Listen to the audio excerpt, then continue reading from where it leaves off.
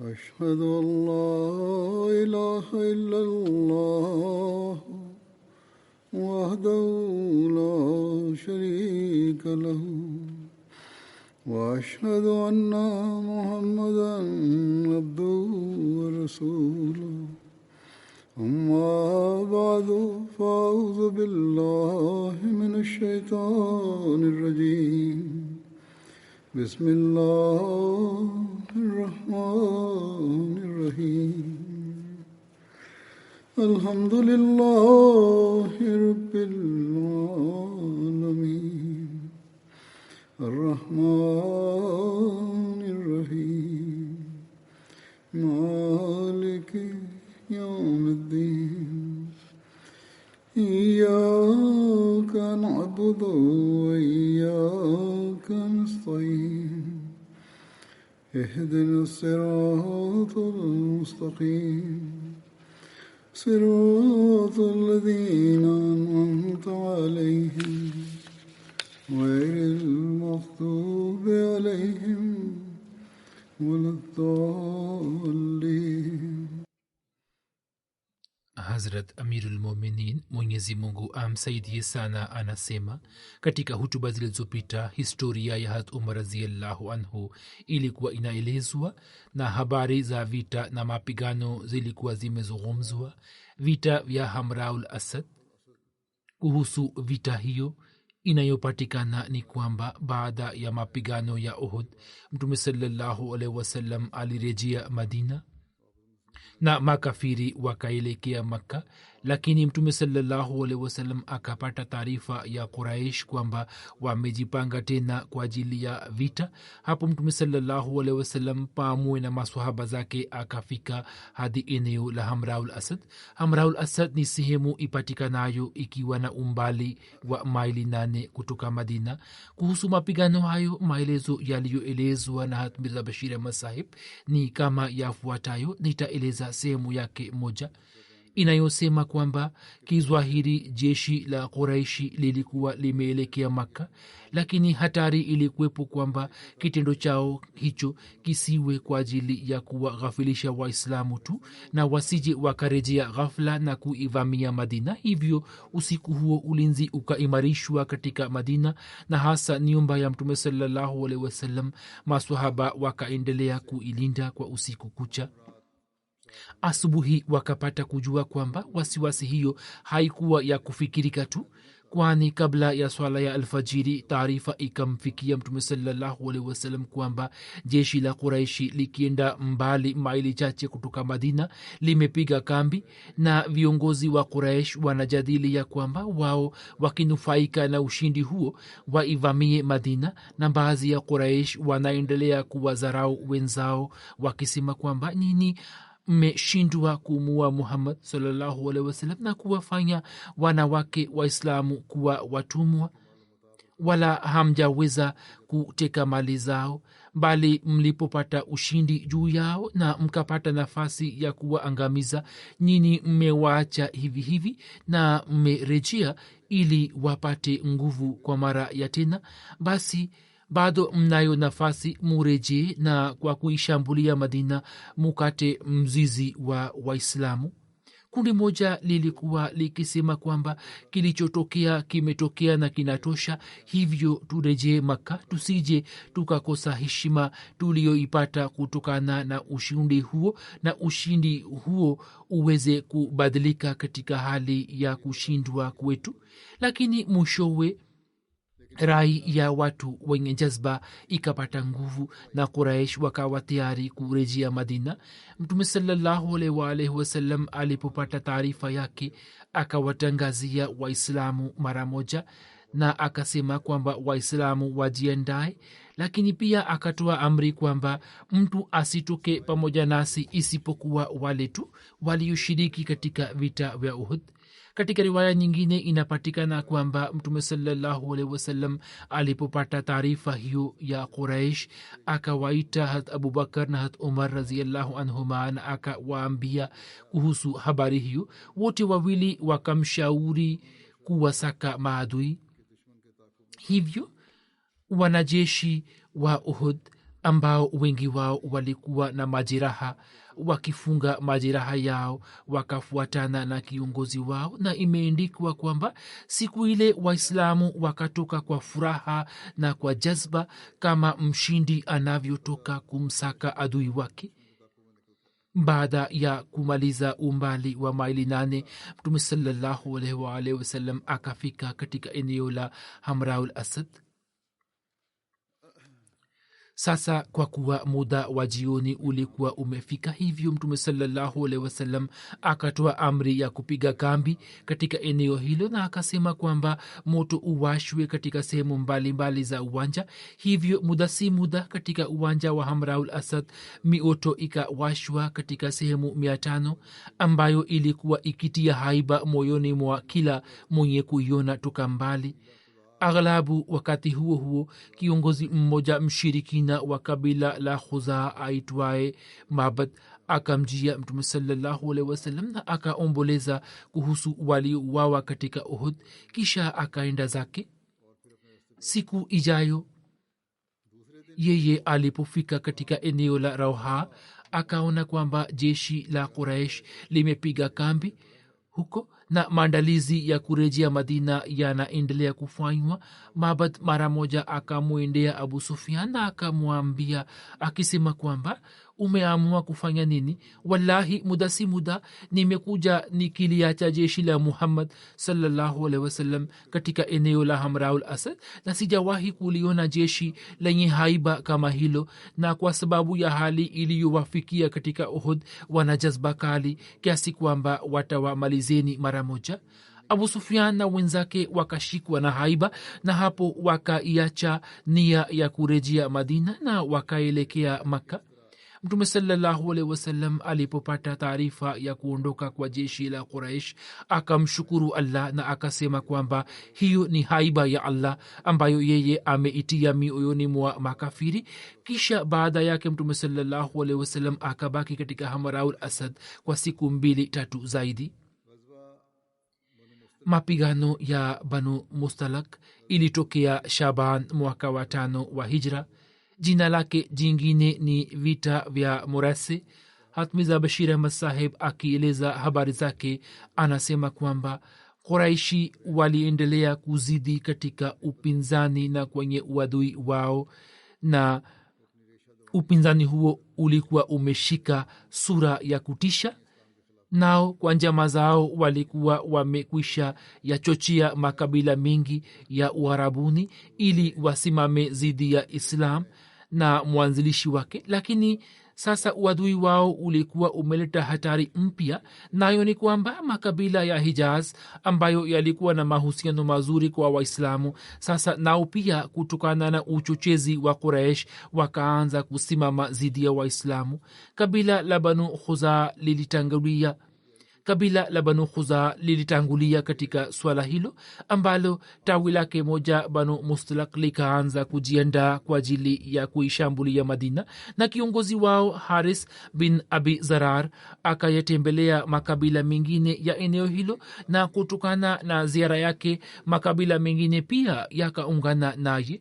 Mtume sallallahu alaihi wasallam alipopata taarifa yake akamtuma sahaba wake mmoja aitwaye Barida bin Hasib kwenda kwa Banu Mustalak na akamsisitiza kwamba arejee kwa haraka na amletee taarifa halisi. Barida alipofika huko akaona kwamba kwa kweli upo mkusanyiko mkubwa wa watu na wanaendelea kujipanga kwa ajili ya kuivamia Madina. Yeye akarejea mara moja na akamjulisha Mtume sallallahu alaihi wasallam. Mtume sallallahu alaihi wasallam akawatangazia Waislamu kuelekea kwa Banu Mustalak, na maswahaba wengi wakawa tayari kufuatana na Mtume sallallahu alaihi wasallam, bali kundi moja kubwa la wanafiki pia ambao hapo kabla walikuwa hawakushiriki kwa idadi hiyo kubwa, nao pia wakawa pamoja naye.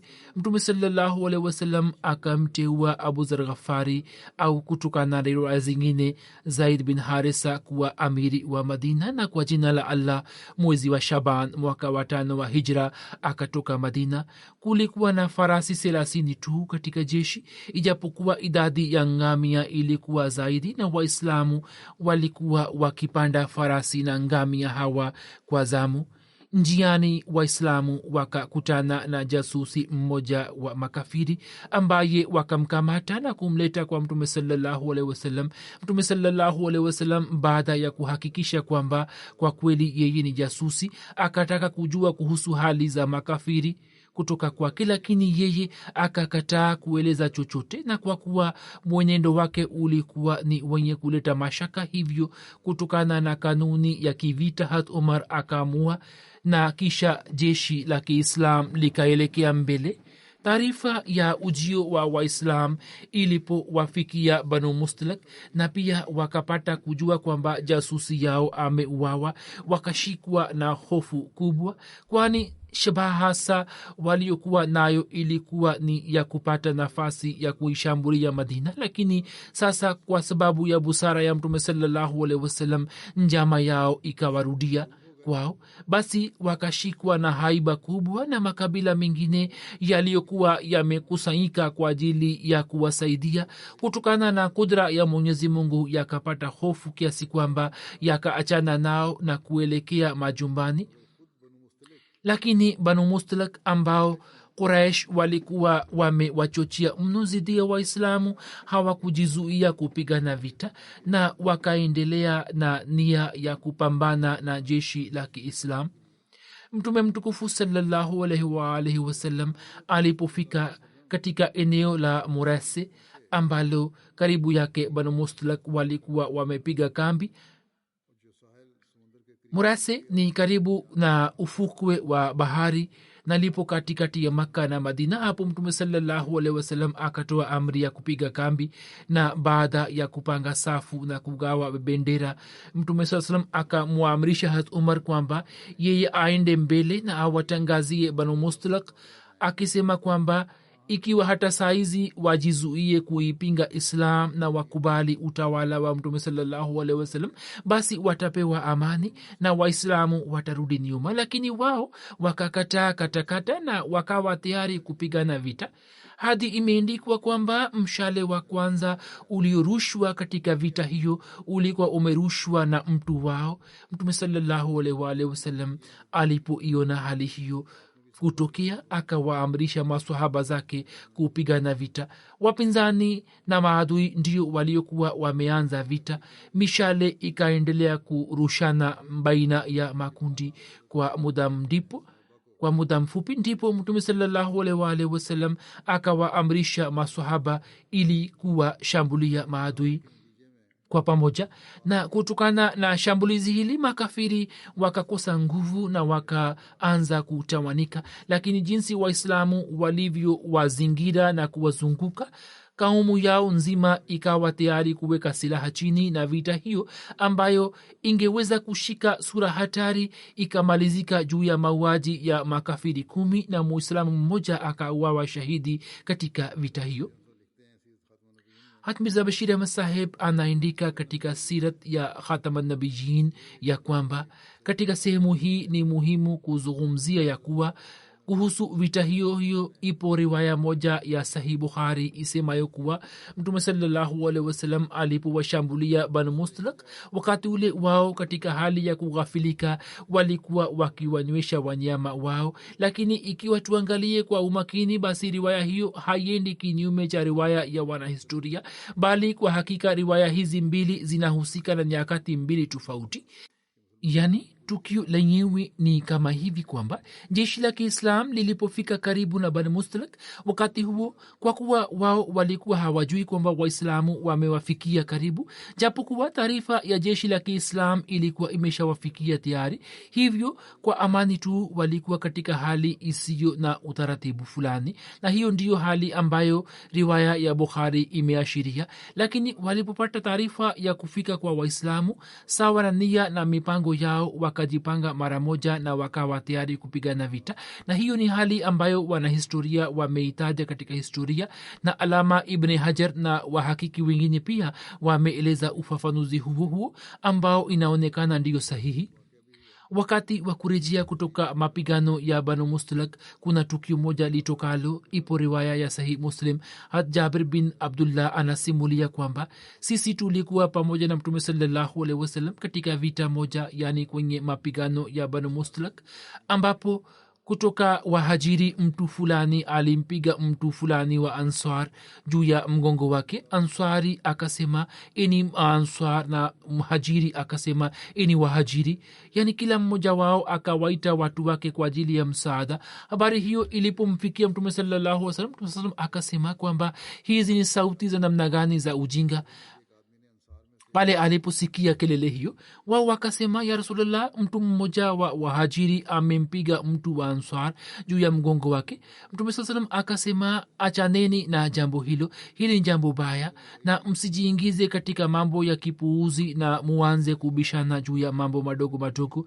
Abdullah bin Ubay aliposikia hayo, yeye alikuwepo kule, naye akasema wao wamefanya hivi kwamba mhajiri mmoja amempiga answari juu ya mgongo wake, lakini naapa kwa Allah, ikiwa tukirejea Madina, basi mtu mwenye heshima sana lazima atamfukuza mtu aliyezwalili kutoka huko.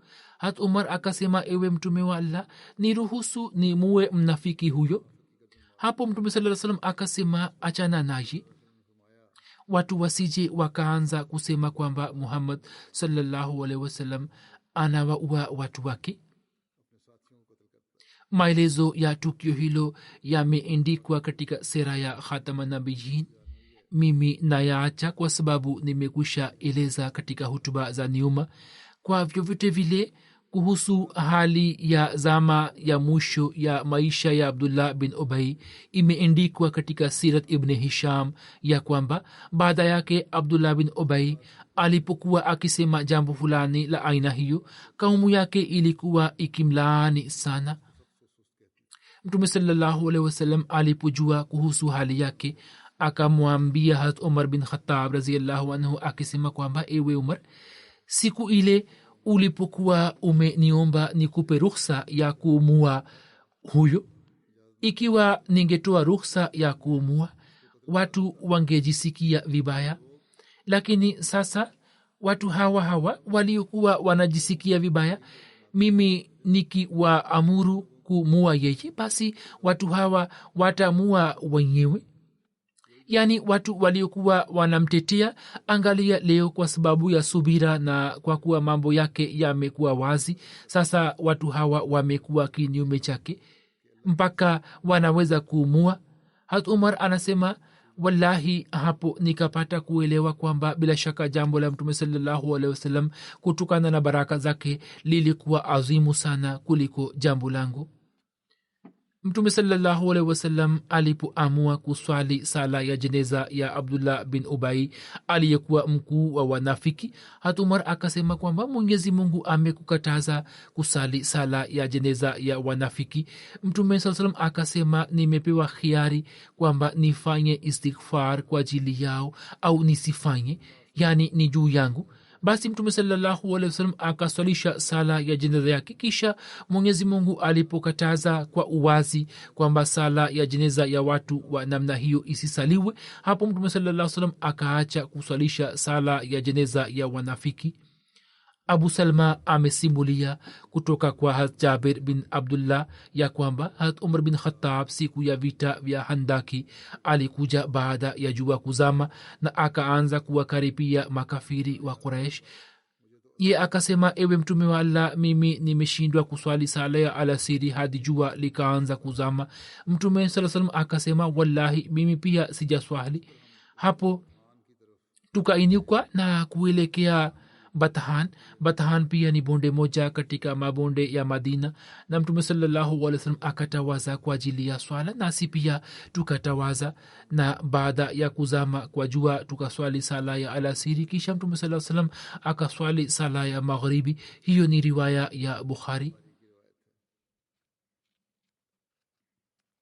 Kuhusiana na swala hilo, watu hujadili kwamba wakati wa vita vya Handaki Mtume sallallahu alaihi wasallam na maswahaba zake walikuwa wamekosa sala ngapi. Kuhusu swala hilo zipo riwaya mbalimbali. Hivyo riwaya moja inasema kwamba Jabir alisimulia ya kuwa hat umar siku ya handaki alianza kuwakaribia makafiri na akasema kwamba nimekosa nafasi ya kuswali sala ya alasiri hadi jua likazama. Alikuwa akisema kwamba hapo tukateremka katika Batahan nao wakaswali baada ya kuzama kwa jua, kisha wakaswali sala ya maghribi. Hiyo pia ni riwaya ya Bukhari.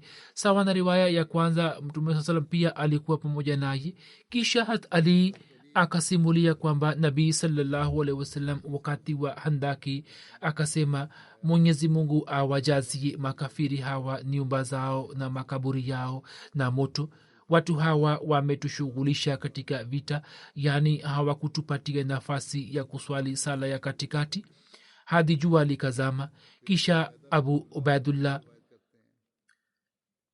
Ubaida bin Abdullah anasimulia kutoka kwa baba yake ya kwamba siku ya handaki, riwaya ya Hat Ali pia ni ya Bukhari. Huyu anasimulia kwamba siku ya handaki washirikina waliendelea kumzuia Mtume sallallahu alaihi wasallam kuswali sala ine hadi sehemu ya usiku kama Allah alivyotaka ikapita juu yake.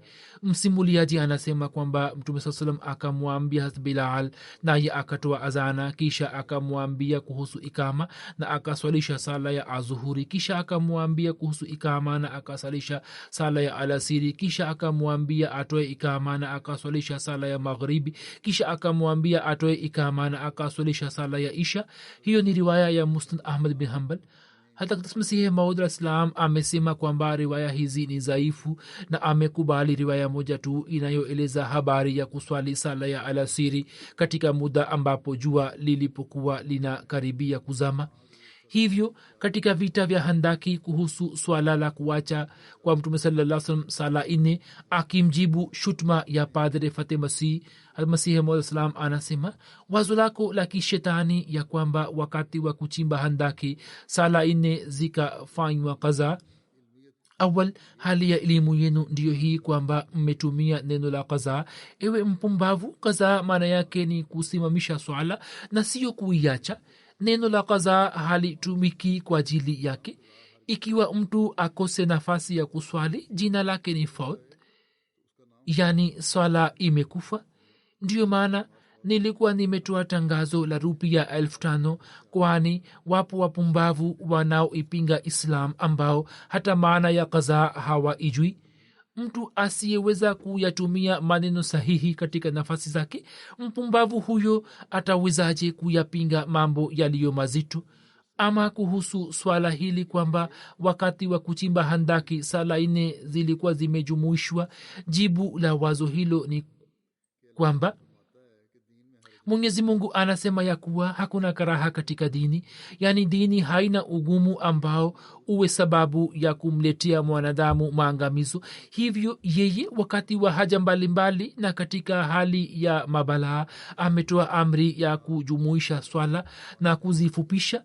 Lakini kuhusiana na swala hilo, katika hadisi yetu yoyote inayoaminika hakuna habari ya kujumuisha swala ine, bali imeendikwa katika Fathul Bari ambayo ni maelezo ya Sahih Bukhari ya kwamba tukio litokalo ni hili tu, ya kwamba swala moja yani salatul asr ilisaliwa katika muda ambapo jua lilikuwa linakaribia kuzama. Ikiwa muda huu wewe ungekuwa mbele yetu, basi tungekukalisha mbele yetu na tungekuuliza ya kwamba je, riwaya hiyo ni muttafaq alayh kwamba sala ine zilikuwa zimekufa? Sasa sala ine kutokana na sheria zinaweza kujumuika, yani azuhuri na alasiri na maghribi na isha. Naam, ipo riwaya moja iliyo dhaifu isemayo kuwa azuhuri, alasiri, maghribi na isha zilikuwa zimesaliwa kwa pamoja, lakini hadisi zingine sahihi zinaibatilisha riwaya hiyo, na kinachothibitika ni hiki pekee kwamba sala ya alasiri ilikuwa imeswaliwa katika muda mfinyo. Kuhusiana na suluhu ya Hudaybiyah, mchango aliyouchangia Hat Umar imeandikwa hivi ya kwamba Mtume sallallahu alaihi wasallam alimuita Hat Umar bin Khattab ili amtume kwenda Makka, naye awaambie wakuu wa Quraish ya kuwa Mtume sallallahu alaihi wasallam amekuja kufanya nini.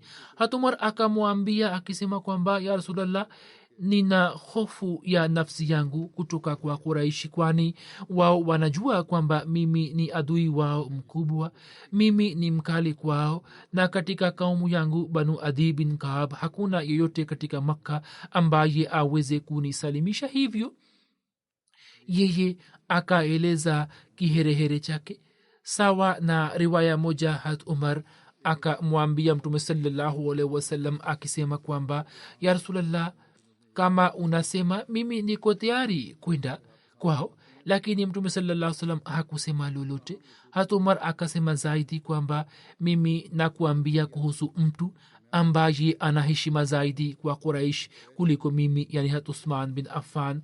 Ndipo Mtume sallallahu alaihi wasallam akamwita Uthman na akamtuma kwa Abu Sufyan na kwa wakuu wengine wa Quraish ili yeye awafikishie habari yake kwamba Mtume saa salam hakuja kupigana vita, bali shabaha ya ujio wake ni kuzuru Kaaba na kutukuza heshima yake. Maelezo yake yamekwisha elezwa katika historia ya hat Uthman. Mirza Bashir Ahmad Sahib ameandika ya kwamba masharti ya suluhu ya Hudaybiyah yalipokuwa yanaandikwa, wakati huo kijana wa Suhail bin Amr, mbalozi wa Quraishi wa Makka aitwaye Abu Jandal, akivishwa pingu na kufungwa katika minyororo, akaja katika hafla hiyo. Watu wa Makka walikuwa wamemkamata kijana huyo kwa sababu ya kusilimu kwake na walikuwa wamempa adhabu kali.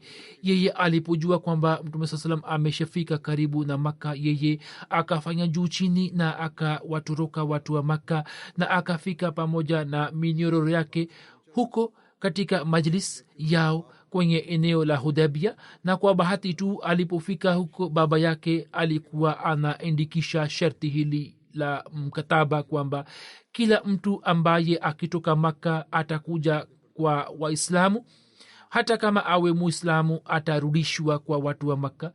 Abu Jandal akiwa hoi akaja kujitupa mbele ya Waislamu na akasema kwa sauti iliyojaa machungu kwamba, eni Waislamu, mimi kwa sababu ya Islam pekee naendelea kupewa adhabu hii. Kwa ajili ya Allah muniokoe. Waislamu kwa kuona hali hiyo wakakosa utulivu, lakini Suhail akaendelea na sharti lake na akamwambia Mtume sallallahu alaihi wasallam kwamba sawa na mkataba huo, nachotaka ni kwamba Abu Jandal munikabizi. Mtume akasema mkataba huo bado haujafikia tamati yake, bado tunajadiliana tu. Suhail akasema, usiporudisha Abu Jandal basi ujue kwamba mkataba huo utakuwa umekwisha. Mtume sallallahu alaihi wasallam akasema kwamba, haya, wewe umwache tu Abu Jandal kama kwa kumfanyia hisani. Suhail akasema, hapana, hiyo haitatokea. Mtume saa salam akasema, Suhail, usiwe mkali na ukubali nachosema. Suhail akasema, hapana, siwezi kukubali hilo. Wakati huo Abu Jandal akasema, eni Waislamu, je, ndugu yenu Muislamu atarudishwa kwa washirikina hali anapewa adhabu kali? Hili ni jambo la ajabu kwamba wakati huu Abu Jandal hakumwomba Mtume sallallahu alaihi wasallam, bali akawaomba watu wa kawaida. Labda sababu yake ndiyo hii kwamba yeye alikuwa anajua ya kuwa hata kama Mtume sallallahu alaihi wasallam ajisikie uchungu wake kiasi gani moyoni mwake, katika hali yoyote hatauacha mkataba uharibiki. Lakini yeye alikuwa na tumaini kutoka kwa Waislamu wa kawaida kwamba huenda wao wakishikwa na ghera wakati ule ambapo masharti ya mkataba yalikuwa yakiandikwa, watafute njia fulani ambayo iweze kumkomboa. Lakini Waislamu pamoja na jazba yao walikuwa hawezi kwenda kinyume cha matakwa ya Mtume sallallahu alaihi wasallam. Mtume sallallahu alaihi wasallam akanyamaza kwa muda, kisha akamwambia Abu Jandal kwa maneno yaliyojaa machungu akisema, ewe Abu Jandal, ufanye subira na umtegemee Allah. Mwenyezi Mungu atakufungulia na atawafungulia wenzako walio dhaifu njia yake yoyote. Lakini saa hizi sisi hatuna namna, kwani jambo la mkataba limekwisha fanywa na watu wa Makka na sisi hatuwezi kwenda kinyume cha mkataba huo. waislamu walikuwa wanaona manzari hii na kutokana na ghera ya kidini walikuwa wameshikwa na hasira kali, lakini mbele ya mtume sallallahu alaihi wasallam kutokana na haiba yake walikuwa wamenyamaza tu. Lakini hata Umar hakuweza kujizuia, yeye akaja karibu ya mtume sallallahu alaihi wasallam na kwa sauti yenye kutetemeka akasema, je, wewe si mtume wa kweli wala? Mtume sallallahu alaihi wasallam akasema, ndio mimi ni mkweli. Umar akasema, je, sisi hatuko juu ya haki na adui wetu ni juu ya batili? Mtume sallallahu alaihi wasallam akasema, ndivyo hivyo. Umar akasema, sasa sisi katika swala la dini yetu iliyo kweli, kwa nini tuvumilie zila hiyo?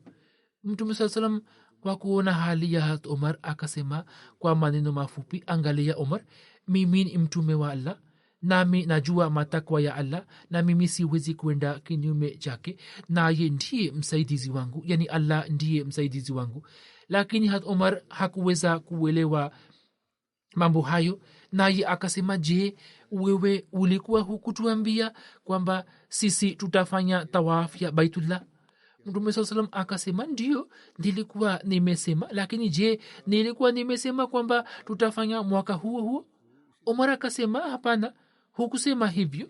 Mtume saa salam akasema, basi usubiri, Mungu akijalia nyinyi bila shaka mtaingia Makka na mtafanya tawaf ya Kaaba. Lakini katika hali hiyo ya jazba hat Umar hakurizika, lakini kwa kuwa mtume saa salam alikuwa na haiba yake, hivyo hat Umar akatoka huko na akaja kwa hat Abubakar na akaongea naye mambo hayo.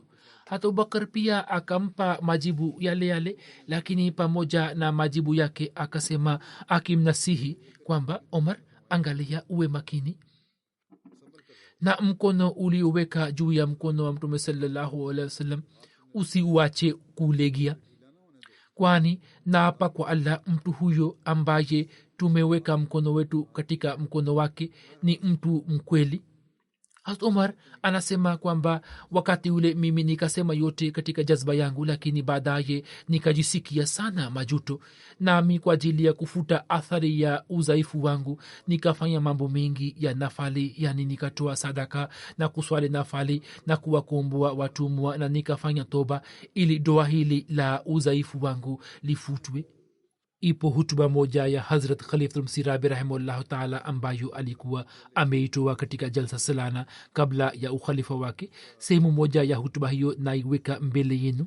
Huzur anasema kwamba hakuna shaka yoyote ndani yake ya kwamba sauti ile yenye machungu na ghamu iliyotoka moyoni mwa Omar ilikuwa imepatikana vifuani vya wingi, ijapokuwa hakuna shaka lolote kwamba hisia zile ambazo Omar akazieleza hazikuwa hisia za Omar pekee, bali zilikuwa hisia za wengine pia, na katika mamia ya vifua mawazo kama hayo yalikuwa yamewafanya wakose utulivu. Lakini hat Omar ujasiri alioufanya wa kuzihirisha hapo alikuwa amekosea, na baadaye hat Omar kwa maisha yote akaendelea na wasiwasi nyingi, akafunga saumu na akafanya ibada nyingi, akatoa sadaka na akafanya istighfar na akalia katika sijda, lakini kiu cha majuto yake hakikumalizika. Wasiwasi juu ya mkataba wa Hudaybiyah ilikuwa ya muda tu, ambayo kwa haraka mno rehema zilizoteremka kutoka mbinguni zikaibadilisha katika utulivu. Lakini hisia zile za kukosa utulivu zilizozalika moyoni mwa Omar kutokana na swala lake kwa mtume saa salam zikashika sura ya kudumu, na muda wote akaendelea kusema kwamba lau kama mimi nisinge muuliza mtume saa salam swali hilo.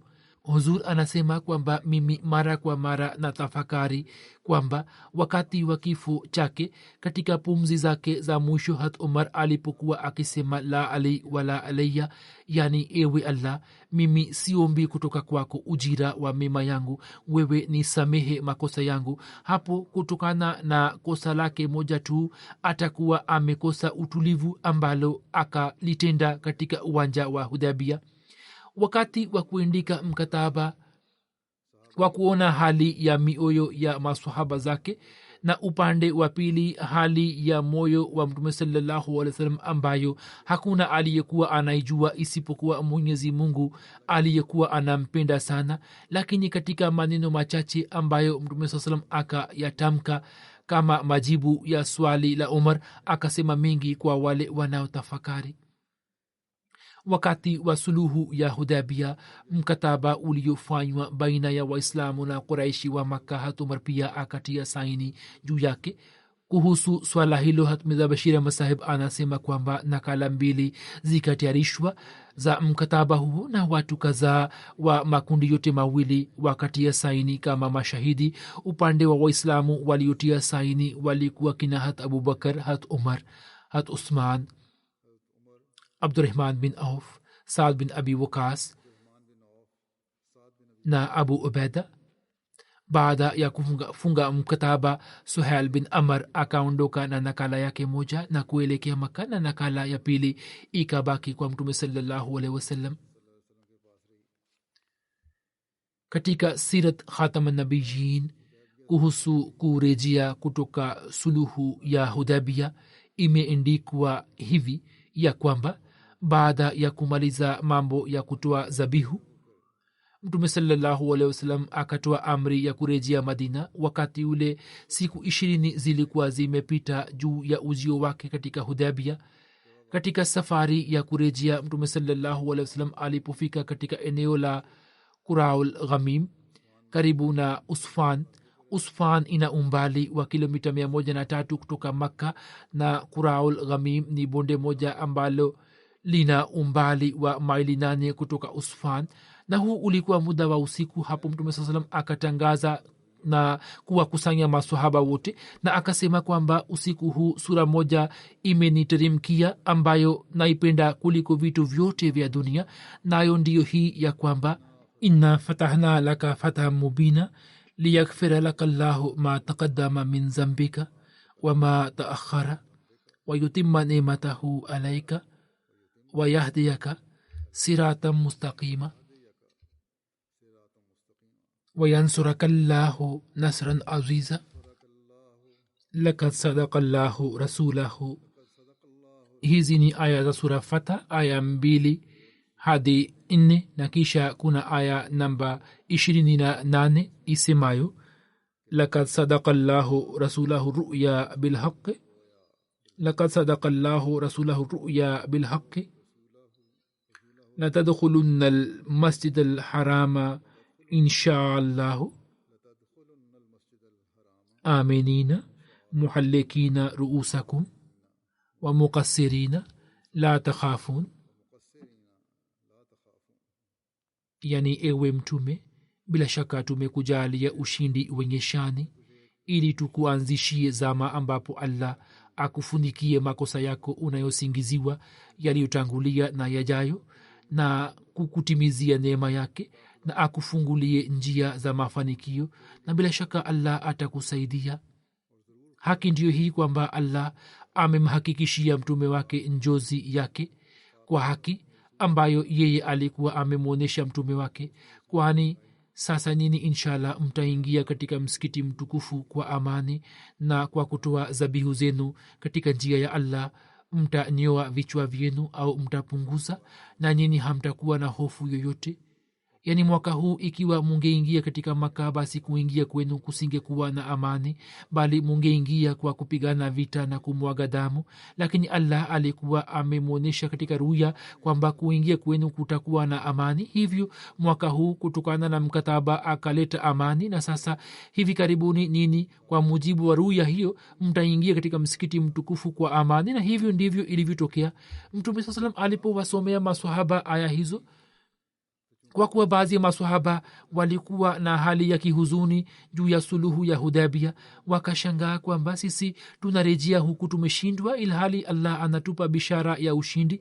Hadi baadhi ya maswahaba walio tabia ya haraka wakatamka maneno wakisema kwamba je, huo ni ushindi, kwamba sisi tumekosa tawaf ya Baitullah na tunarejea hivi hivi? Mtume alipojua akakasirika juu yao na akasema kwamba shutuma hiyo sio sahihi. Ikiwa tutafakari, basi mtajua kwamba suluhu ya Hudaybiyah ni ushindi mkubwa kwetu. Quraysh waliokuwa wamejipanga kupigana nasi wenyewe wameacha vita na wamefunga mkataba wa amani, na mwakani wametuahidi kutufungulia milango ya Makka, nasi kwa amani tukijiokoa kutoka fitna zao na tukijisikia harufu ya ushindi wa siku za usoni tunarejea kwetu, basi huo ni ushindi mkubwa. Je, nini mmesahau muda ule ambapo Quraysh hawa katika vita vya Uhud na Handaki walikuwa wakija kupigana nanyi na ardhi hii ikawa finyu kwenu licha ya wasaa wake na nini mkawa na muda mgumu, lakini leo Quraysh hawa wanafunga mkataba wa amani. Maswahaba wakasema, ya Rasulullah, sisi tumeelewa, tumefahamu, hatuwezi kufikia pale ulipofika wewe, lakini sasa tumejua kwamba kwa kweli mkataba huo ni ushindi mkubwa kwetu. Kabla ya hutuba hiyo ya Mtume sallallahu alaihi wasallam, Hazrat Umar pia alikuwa na wasiwasi nyingi. Hivyo anasema mwenyewe kwamba wakati wa kurejea kutoka suluhu ya Hudaybiyah, Mtume alipokuwa safarini na ilikuwa muda wa usiku, mimi nikamjia Mtume sallallahu alaihi wasallam na nikapenda kusema jambo fulani, lakini yeye akakaa kimya. Mimi nikasema tena, kisha nikasema, lakini Mtume akakaa kimya. Mimi nikapata huzuni sana. Mimi nikaendelea kujisemea kwamba Umar, wewe umeangamia. Wewe umejaribu kuongea na Mtume sallallahu alaihi wasallam mara 3, lakini Mtume sallallahu alaihi wasallam hajasema kitu. Hivyo nikatoka nje ya mkusanyiko wa Waislamu na nikaenda mbali na nikaanza kutafakari kwamba kuna nini kilichotokea, na nikapata wasiwasi kwamba isije ikateremka aya fulani ya Qur'ani tukufu kuhusu zati yangu. Hapo mtu mmoja akaniita kwa jina langu kwamba Umar bin Khattab anaitwa na Mtume. Nikasema kwamba bila shaka aya ya Qur'ani imeteremka kuhusu zati yangu. Hivyo nikaja huku nikajawa na wasiwasi na nikamhudhuria Mtume sallallahu alaihi wasallam na nikasema kwamba asalamu alaykum. Mtume akasema kwamba wakati huu sura moja imeteremka juu yangu ambayo naipenda sana kuliko vitu vyote vya dunia. Kisha akasoma aya za sura Fatha. Umar akasema, ya Rasulullah, je, suluhu hiyo kwa kweli ni ushindi wa Islam? Mtume akasema, ndiyo, kwa yakini huo ni ushindi wetu. Hapo Umar akarizika na akanyamaza. Kisha Mtume sallallahu alaihi wasallam akarejea Madina. Musleh Maud radhiyallahu anhu anasema wakati wa suluhu ya Hudaybiyah, Mtume sallallahu alaihi wasallam akafanya suluhu na washirikina wa Makkah ambayo ikaleta wasiwasi kwa maswahaba kiasi kwamba Umar pia akamwendea Mtume sallallahu alaihi wasallam na akasema, ya Rasulullah, je, Mwenyezi Mungu hakukuahidi kwamba sisi tutafanya tawafu ya Kaaba, au je, Islam haikukadiriwa kupata ushindi? Mtume akasema, bila shaka itakuwa hivi. Hazrat Umar akasema, sasa kwa nini tumefanya suluhu kwa kulazimishwa? Mtume akasema, bila shaka Mwenyezi Mungu alikuwa ametoa ahadi kwamba tutafanya tawafu ya Kaaba, lakini hakusema kwamba tutafanya mwaka huu. Habari hizi bado zinaendelea na zitaendelea kutajwa katika siku za usoni. Wakati huu nitawazungumzia baadhi ya marehemu na nitasalisha sala yao ya jeneza. Marehemu wa kwanza ni mheshimiwa Malik Muhammad Yusuf Salim Sahib ambaye alikuwa mkuu wa idara ya uandishi. Akiwa na umri wa miaka 86 alifariki dunia. Inna lillahi wa inna ilaihi rajiun. Yeye alikuwa mwanajumuiya pekee katika familia yake ambaye mwaka 1952 akajiunga na jumuiya. Kaka yake akamsaidia kuipata ajira katika idara ya reli. Wakati ule mhandisi mkuu wa reli alikuwa Mir Hamidullah Sahib ambaye alikuwa mwanajumuiya, na gazeti la Al-Fazl lilikuwa linafika ofisini kwake, na Mir Hamidullah Sahib alikuwa akiwahubiri watu mbalimbali. Marehemu kwa kusoma gazeti la Al-Fazl akajiunga na jamaat. Watu wa familia yake walipojua wakamtisha kwa vitisho vya kumua, wakisema kwamba acha jumuiya, lakini yeye akaacha nyumba yake na hakuacha jumuiya. Tukio lake la kuacha nyumba ni kama hivi kwamba hatari ilipozidi mno, siku moja mama yake akamwambia wakati wa usiku kwamba wewe uikimbie nyumba na usirudi tena, waila wanafamilia wengine watakuua. Marehemu akapata shahada ya uzamili katika masomo ya kidini kutoka chuo cha Punjab. Kisha mwaka 1958 akaingia Jamia Ahmadiyya. Mwaka 1963 akamaliza masomo ya Jamia. Kisha akateuliwa katika ofisi ya Ifta pamoja na Malik Saifur Rahman Sahib, mufti mkuu wa jumuiya. Mwaka 1967 akapata uhamisho katika idara ya uandishi. wakati ule maulana muhammad yakub tahir saheb alikuwa mkuu wa idara hiyo. yeye alipofariki dunia hat khalim salis rahimullahu taala akamteua marehemu juu ya nafasi hiyo katika idara hiyo hadi mwaka 1985 marehemu akaendelea kuwa mkuu wa idara hiyo. katika ofisi hiyo ya uandishi yeye alikuwa na wajibu wa kuandika na kutayarisha hutuba za khalifatulmasih na ripoti za vipindi mbalimbali na pia ripoti za ziara za huzur. mwaka 1978 akaweza kushiriki katika mkutano wa kuvunja msalaba utokao mjini london pamoja na khalimsi salis. yeye alikuwa pamoja naye na alikuwa ameandaa ripoti ya mkutano huo. marehemu akaweza kufanya kazi mbalimbali pamoja na khalifulmsi nne rahimullahu taala katika kutayarisha kitabu cha sawane fadhli umar na huzur amemsifu sana. huzur khalimsi rabi rahimullahu taala mwaka 1983 alipozitembelea nchi za australia na fiji na singapore, malik yusuf salim sahib alikuwa pamoja naye, na baada ya kutokea hijra akaweza kufanya kazi kubwa katika kutayarisha mikanda ya sauti ya hutuba za khalifa wazama, na mwenyewe alikuwa akienda Faisalabad na alikuwa akifanya kazi kwa umakini sana katika nyumba ya mtu fulani, kisha alikuwa anazileta markaz.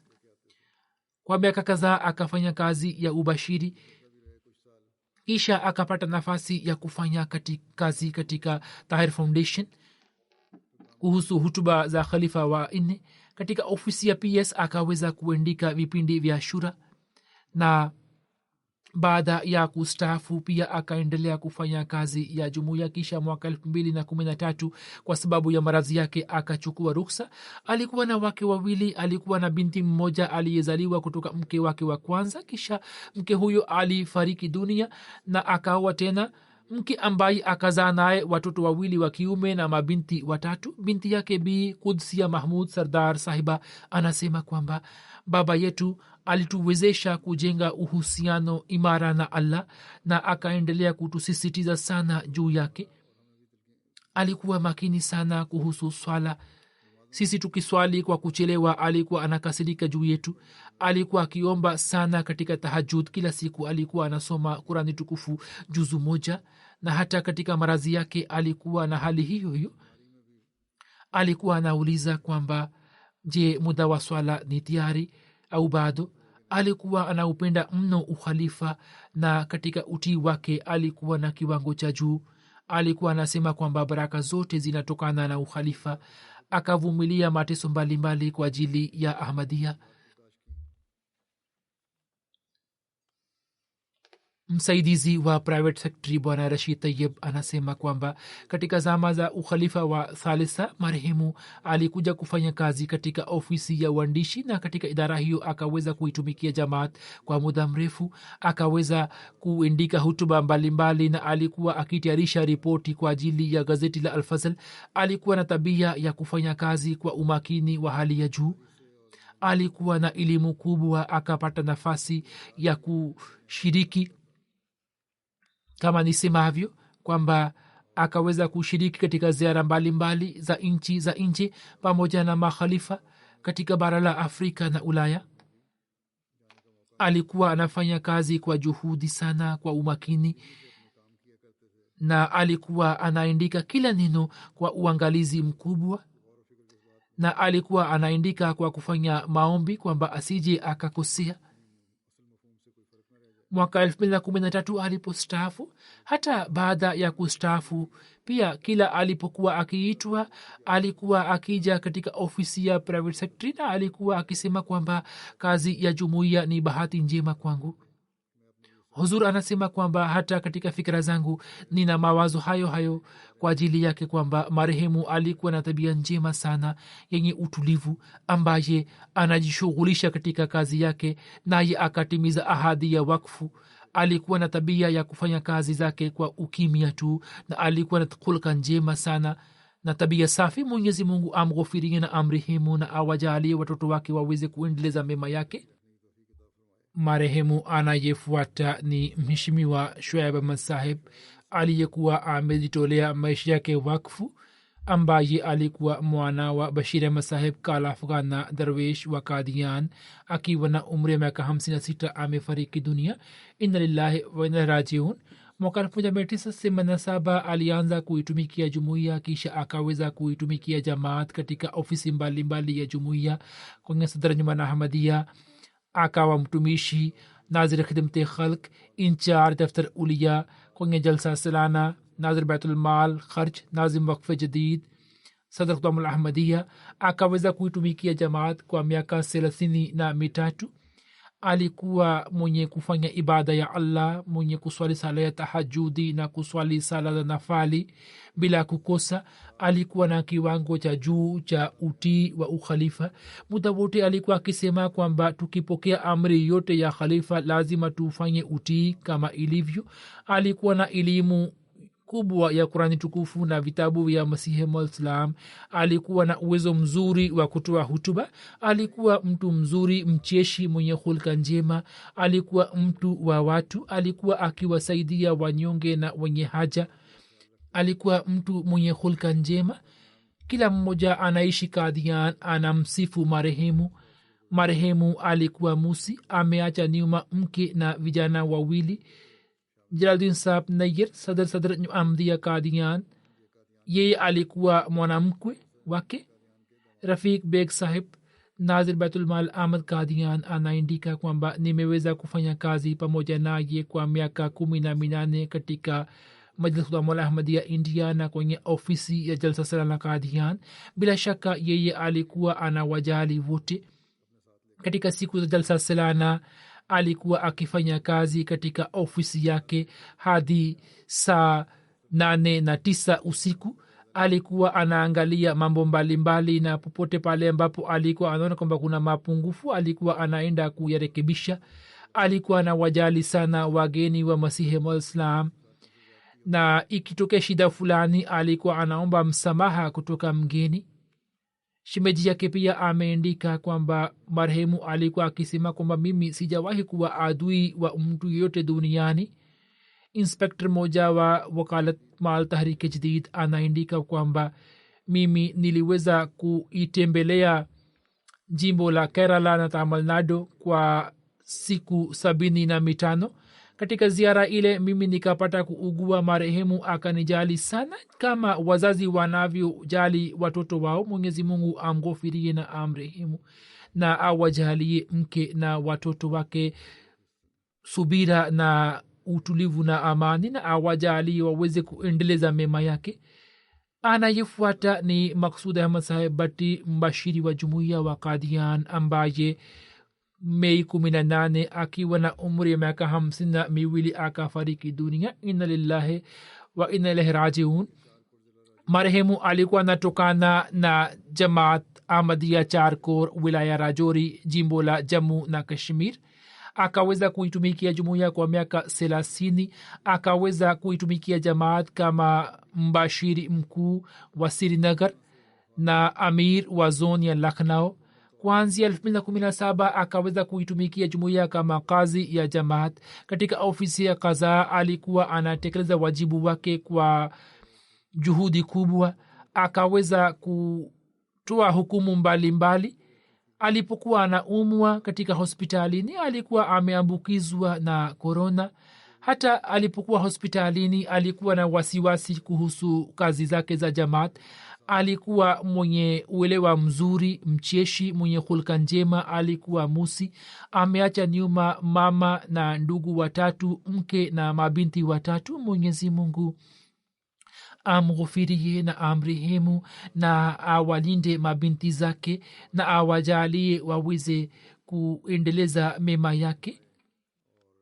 jeneza inayofuata ni ya Javed Iqbal Sahib wa Faisalabad, ambaye alifariki dunia akiwa na umri miaka 66. inna lillahi wa inna ilaihi rajiun. mwana wake Bwana Talha Javed anaandika kwamba katika familia yake jumuiya ilipatikana kwa kupitia babu ya baba yake Bwana Chakira, ambaye jina lake lilikuwa maarufu kutokana na shughuli zake za kutengeneza kinu. alikuwa akifanya kazi katika mitaa na pia alikuwa anasoma shairi ya masihi maut na hivyo alikuwa anafanya mahubiri. Kwa fadhila ya allah marehemu alikuwa mwenye kuswali sala zote na swala ya tahajudi. Alikuwa anazingatia sana kwamba watu wote wa familia waswali kwa pamoja. Alikuwa ameweka kituo cha kuswali kwa pamoja katika nyumba yake. Alikuwa anasoma Qur'an tukufu bila kukosa na alikuwa anasoma tafsiri yake. Alikuwa anazingatia sana kwamba asikilize hutuba ya huzur pamoja na wanafamilia. Alikuwa na shauku ya kutizama mta. Baada ya mwaka wa 84 pale ambapo hutuba za khalifa zilianza kufikishwa kwa wanajumuiya kwa kupitia mikanda ya kaseti, mikanda ya sauti, marehemu alikuwa anakwenda katika vijiji mbalimbali kwa ajili ya kuwapatia wanajumuiya zile kaseti. Na mta ilipoanza basi akaweka dishi nyumbani kwake. Ameacha nyuma mama, mke Abdulbasit na vijana wawili na binti mmoja. Mwenyezi Mungu amghufirie na amrehemu. Marehemu anayefuata ni mheshimiwa Madiha Nawaz, mke wa Nawaz Ahmad Saheb, mbashiri wa jumuiya wa Ghana, ambaye Aprili 16 akiwa na umri miaka 36 alifariki dunia. Inna lillahi wa inna ilaihi rajiun. Alikuwa nchini Ghana alipofariki dunia.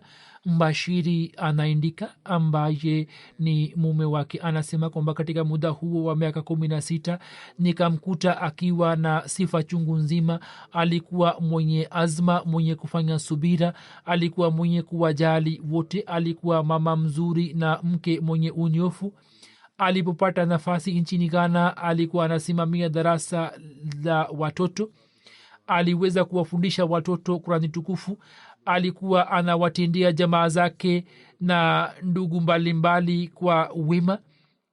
Alikuwa anatuambia kwamba tufanye maombi. Alikuwa anazingatia mambo madogo madogo katika malezi ya watoto. Alikuwa anawaambia watoto kuhusu baraka za ukhalifa. Alikuwa mama mwenye kuwajali wote. Alikuwa mama mwema mno. Ameacha nyuma mume na watoto 3. Furaha Safi umri wake ni miaka 13. Fazia umri wake ni miaka 8. Zara umri wake ni mwaka 1. Watoto wote ni katika mpango wa wakfe nao. Mwenyezi Mungu apokee maombi yake katika haki za watoto na amnyanyue katika daraja na amghfiri na amrehemu.